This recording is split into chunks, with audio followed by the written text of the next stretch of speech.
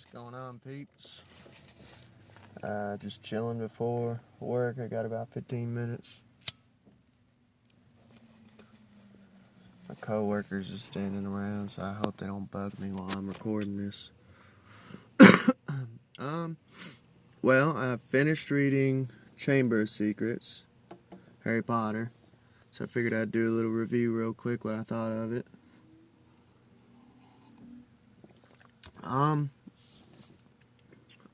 I liked it better than Sorcerer's Stone.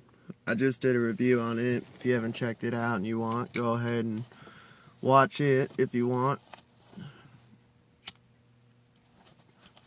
I liked it better because I felt like it was less, I guess it focused more on the actual main story. Not that, the other one was too sporadic, but there was, 2 chapters in Sorcerer's Stone, which I felt were kind of useless. I felt like this one focused more on the main story. It did get into a Quidditch scene, but the Quidditch scene tied into the main story more. So I liked that the whole story itself focused on the main plot, rather than little side adventures and stuff like that. I like the chapter layouts better than the first one. I felt like the first one, it focused more on how long the chapters were. I felt they made it to where they had to be. I don't know if that's something that the publisher had said to Rowling, hey, the chapters have to be so long or so short. Maybe she had a little more freedom on this book. Because I noticed, towards the beginning of the book, there was about, 3 or 4 chapters that were a lot shorter. Which to me, I've always felt like you shouldn't write a chapter with the mindset of, oh, the chapter has to be, 10 pages long. So I like that there's a lot of shorter chapters at the beginning of the book, because it felt like it wasn't drug out.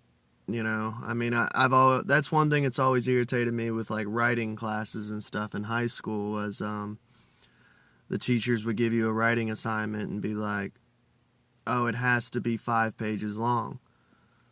And it's I'm sorry, but I would rather read a 3-page long short story that flows better and functions better as a short story than read a 5-page long story that's drug out and they're stretching it, So I felt like maybe she had a little more freedom, kind of like the first book with any author's first book. Not that it's their first book, but it's the first book of the Harry Potter series. The first book that really took her off the, put her on the map,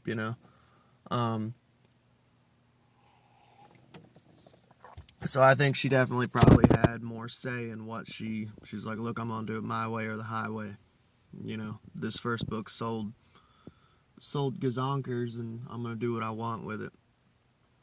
I did like the way that Voldemort obviously is the main villain of the series. And I'm pretty sure he's gonna come back in every book. So I liked the way that it was presented, where he was thrown back into the story, but it didn't feel rehashed.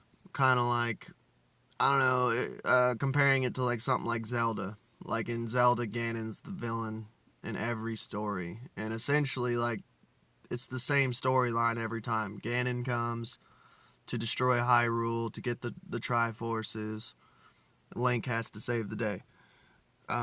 So I felt like the way they did it with Tom Riddle and stuff, it brought Voldemort back, but it wasn't repetitive. They added some new twists. You learned more about Voldemort's past. He's trying to gain power and keep coming back through different methods. So it kept the repetitiveness out of it. Kind of like how Series of Unfortunate Events, let's compare it to that too. Like Count Olaf's the main villain that keeps coming back, but it becomes kind of competitive after a while. It's like, okay, book 3, that's as far as I've gotten so far on that series. Book 3, like they've rehashed the same villain, like he keeps coming back. It's kind of expected. It's getting a little repetitive, you know. But I definitely felt like this one was like Sherlock Holmes, man. I mean, when you get to the end and it kind of pieces all the puzzle pieces together, you'll catch stuff that you read in the book earlier that it's like, holy shit, that, you know, caused this, which that was part of this. So I did like that. Like, by the end of the book, it's like reading a Sherlock Holmes. And there's stuff that I read and remembered earlier in the book, but didn't catch that, like, I didn't think twice of it being important. So, I don't know, it was a really well-written book. You could definitely tell the characters have grown up. I like the way that each book is a different year, so they get older slowly. That's all I really have to say about it, though. I'll give this one a 10 out of 10. I think I gave the first one an 8 or 9 out of 10. I'll give this one a 10 out of 10. I liked it a lot better. Oh, another thing too. On the cover, he has a sword and stuff. I thought that was pretty dope. That they pretty much had it in the final scene to where, spoiler alert, he gets his wand removed and has to use a sword.